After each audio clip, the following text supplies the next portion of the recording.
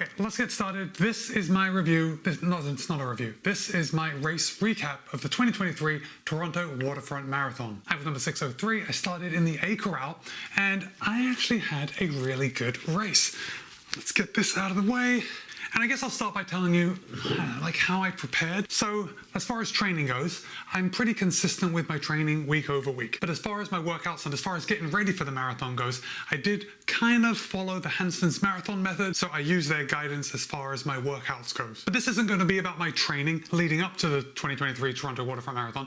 This is about the race performance. But by telling you about my training, I think my training went pretty well. I felt pretty consistent. I felt like I was nailing some of my workouts quite well. You know, not 100%, but I did have to make allowances because down here in Florida, the weather is quite warm, or it was quite warm leading up to my training. You know, I was training through the summer. So because of that heat, I did have to readjust my paces, and some of the paces I was hitting were a little slower than what I would expect to run on race day. That's not entirely true. Sometimes I was hitting the actual paces that I wanted to run on race day, but they felt a little harder than race effort. Does that make sense? And my intention behind that was to try and get used to running at that pace, even though the feeling at running at that pace wasn't going to be the same. So my taper before the race, I had originally planned for a 2-week taper, but just because of how my work schedule went, it ended up being more like a 3-week taper. But in that 3rd week before the race, I didn't intentionally drop my volume too much. It's just how things worked out for me. But I actually feel really good about my taper. It seems like I feel like I did a pretty good job, at least when I consider it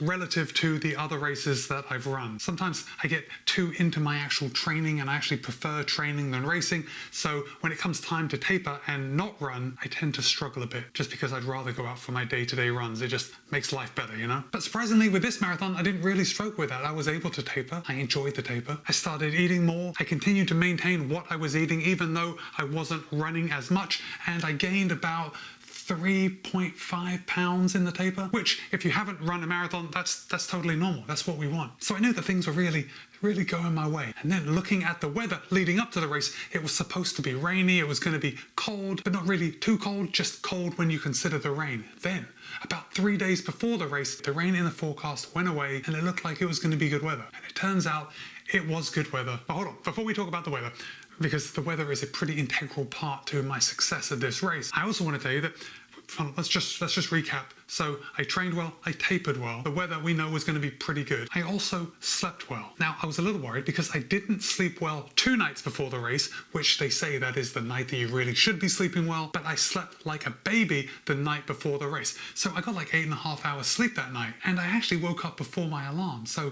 it couldn't have worked out much better than that. So all these barriers are being removed, right? Fueled well, tapered well, slept well, the weather was good. By the way, at the start of the race, it was 46 degrees Fahrenheit, but it felt like 40 degrees. And yeah, guys, that's a bit chilly, but it's right there in that window of ideal marathon running conditions. So with that, let's go through my race from start to finish. Let's look at some of the numbers. We're going to be looking at splits. We're going to be looking at heart rate, and I'm going to be telling you my perceived exertion at certain places. So this is my Strava from the 2023 Toronto Waterfront Marathon. You can see here my Strava time was 3 hours, 10 minutes and 56 seconds. However, my official time was 3 hours, 10 minutes and 50 seconds. That worked out to an average pace of 7:11 per mile. And just looking at this historic relative effort score that Strava gives us, mine is 469.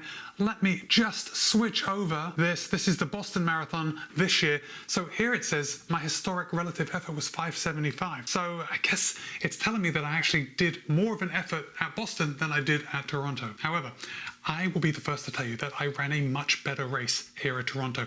I felt better for the entire time. In fact, I don't want to skip to the end, but this race was actually pretty ideal for me. This is how I think marathon racing should feel and should work out when everything goes together. Like when the stars align, the race that I had at the Toronto Waterfront Marathon is how it should be. Okay, before we get into the splits, let me just give you a brief rundown of what I was wearing on the race. I had on my left wrist the Apple Watch Ultra. On my right wrist, I was wearing the Chorus Apex 2 Pro.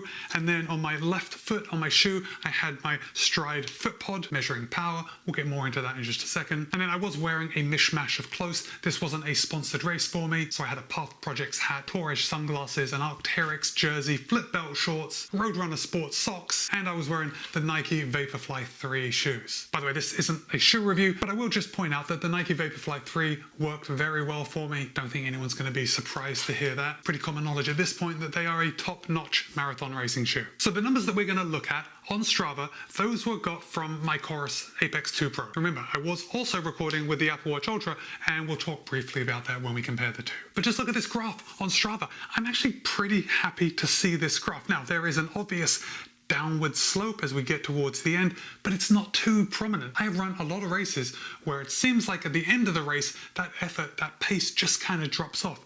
And I'm really not seeing a total drop off at this race. And I think my splits actually reflect that. So we can see the first 5 kilometers was 22:09, and then I'm just going to go down the list of every 5K all the way to the finish. Then we have 22:05, 22 even, 21:47, 22:14. So guys, up until the halfway point, I was actually accelerating. I was getting faster up until that halfway point. Then we have 22:22, 22:44, and my last 5K was 23:01. That brought me to the 40K mark, and obviously we have 2.2 kilometers to go after that. And we can see here on the right side of the graph that my pace did drop right at the end. And that is probably because it does end going uphill just a little bit. And believe it or not, I was pretty tired by that point of the race. Now you might remember that my A goal was 3:10 or sub 3:10. My B goal was 3:15.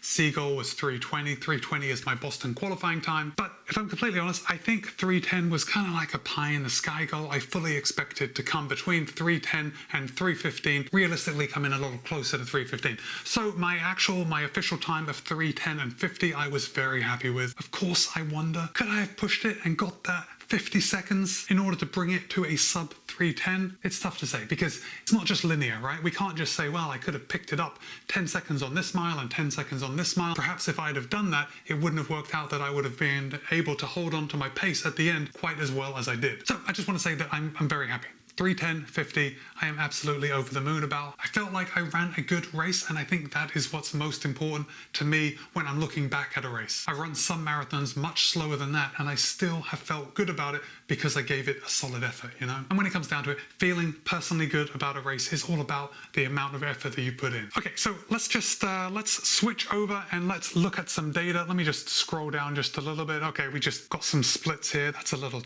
too much to get into. I'm gonna switch tabs and let's switch over to Stride. Now, Stride, I actually like this Stride chart that you're looking at right now because the yellow line, that is my power output. And before I got started with the race, Stride recommended that I run an average of 322 watts. And if you look right below the graph right now, you can see that my average power output was 318 watts, which is pretty close. Now, let me just drag my cursor over this so we can see some numbers.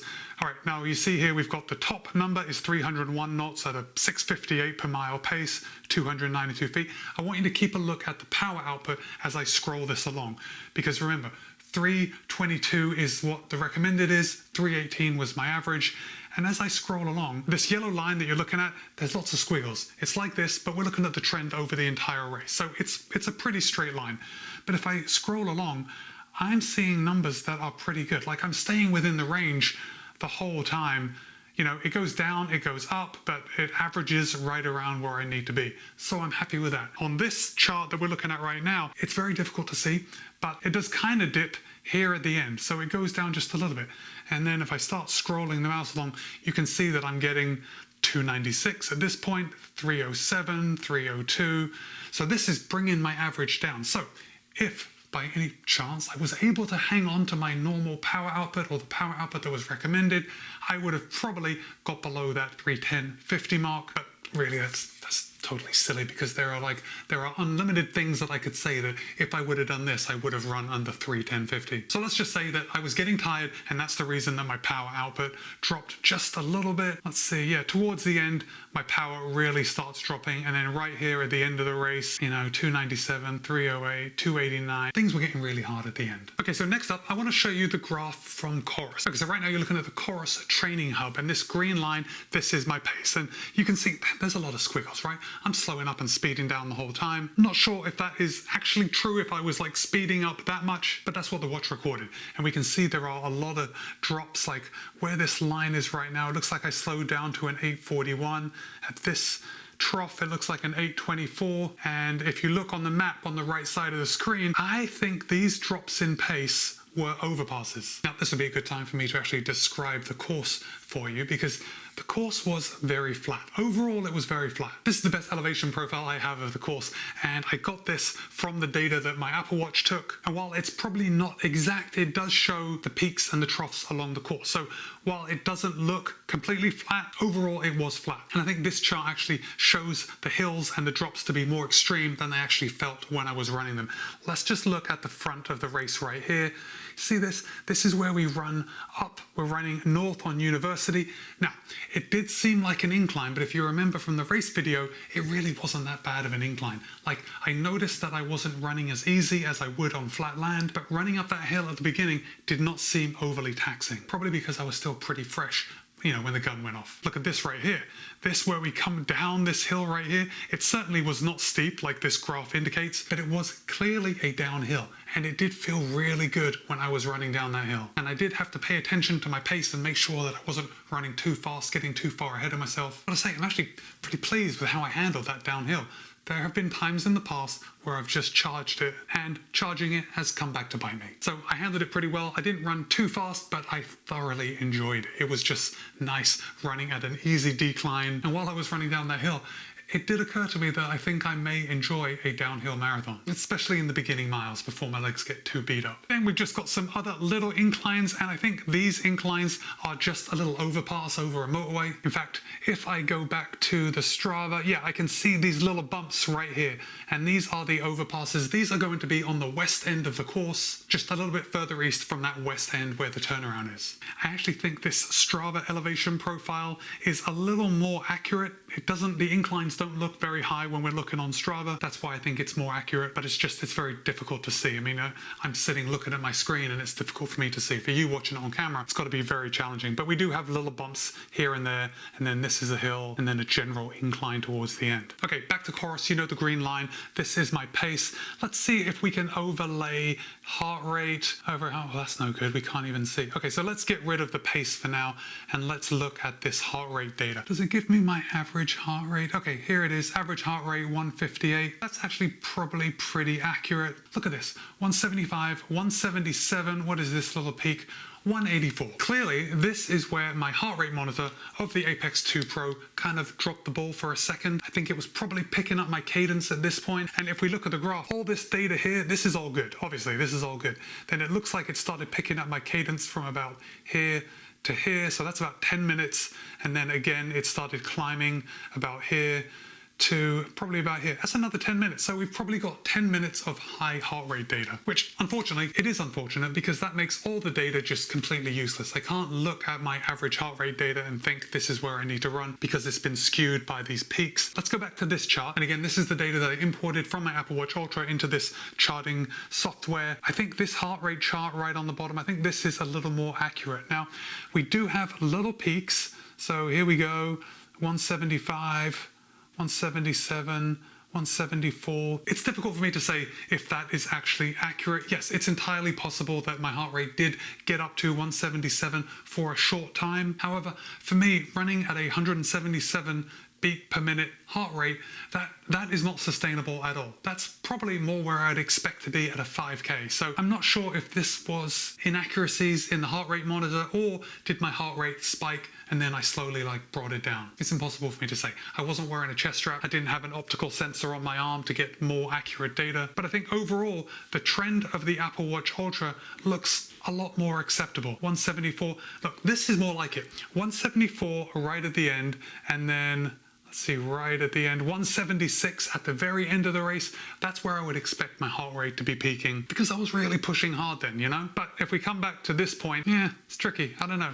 Maybe there was a brief incline. Maybe this is entirely possible too. Maybe I was talking on the camera and I had just taken a gel. I know there was a point that I was talking on camera where I had also just taken a gel and I noticed that my heart rate was peaking just a little bit, and that could have been it. Marathon pace is pretty doable as far as talking on the camera goes because I'm talking in such short clips. But I do find myself thinking or feeling that the desire to film the video is inversely related to the distance that I've run. You know, the longer I run, the less I want to film. But it's important. It's important to film this stuff. I mean, for me, you guys just watching my videos and then chatting to me about it, that's icing on the cake. I definitely get a kick out of filming the effort. So hopefully people see that, you know, It's not always easy, and I also like it if I can provide some instruction on what not to do. Like when I mess up, I want you guys to see it, so you can call me on it and hopefully learn for your own races. So I hope you guys have already actually watched my race video before you're watching this. This video will make a lot more sense if you've actually watched the race video, even though I've been overlaying the same footage from the race video in this video just to give you a feeling of being there, you know? But let's talk about tracking and the different distances that were actually tracked. And I do just want to say that I'm really not complaining. I'm showing you this just as a comparison for a point of conversation. I think all the data that I'm going to show you is well within an acceptable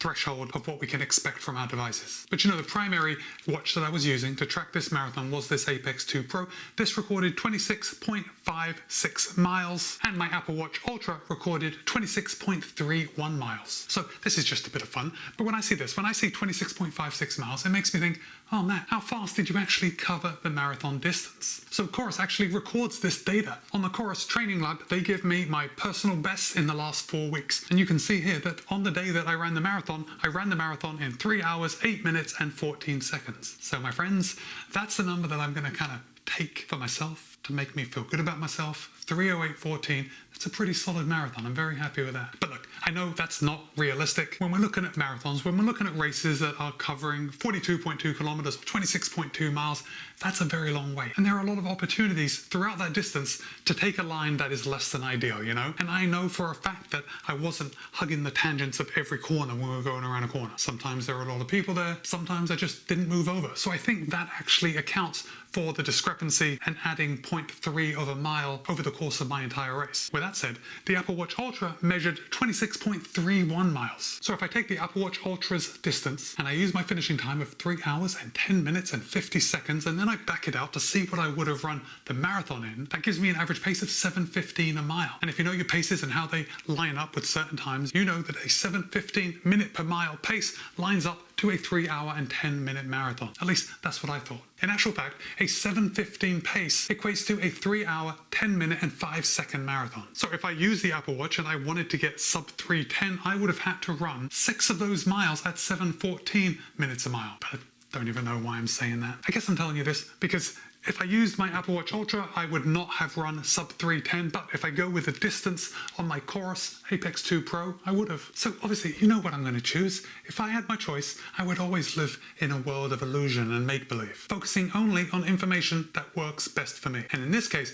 I'm going with the Chorus Apex 2 Pro because this makes me a sub 3:10 marathoner. So yeah, feel pretty good about that. Oh, by the way, I did see a couple of people on the course that I knew. If you watched the video, you know that Andrew Kim made a cameo appearance. He was good enough to come and run with me just for a minute. And I say, good enough. He was actually good enough to run faster than the pace that I was running at, causing my heart rate to spike as I'm trying to keep up with him, but it was still a lot of fun to see him. And then I saw Karen Woods at about the 35 kilometer mark, and I actually didn't know it was Karen at the time, but she commented on Strava that that was her at the race. I heard her say something like Matt B, and I gave her a wave. And then before that, around the same place, around the 35 kilometer mark, I saw a guy holding a baby, and he said, oh, it's Matt B from YouTube. And I turned around and gave him a thumbs up, but I don't know who that was. So if that was you, drop a comment, let me know. And thank you for coming out and cheering. All right guys, I want to hear from you. I want to hear about your race. I want to hear how your race kind of compares to my race and how I experienced it. And of course I want to know, after seeing my experience in my race vlog and hearing about it here, I want to know if you would consider running the Toronto Waterfront Marathon. I definitely recommend it. Now, I haven't run the Toronto Marathon. That race takes place in May, but I have heard that the Toronto Waterfront Marathon is the more organized event. If you live in Toronto and you know about both races, go ahead and drop a comment and let me know if that's true. I guess what I really want to know is what makes the Toronto Marathon worse than the Toronto Waterfront Marathon? Because the organization and everything surrounding the Toronto Waterfront Marathon that I ran, I thought was pretty top notch. I couldn't really nitpick and find something that I would want to fix. So I wonder how the Toronto Marathon is worse than that.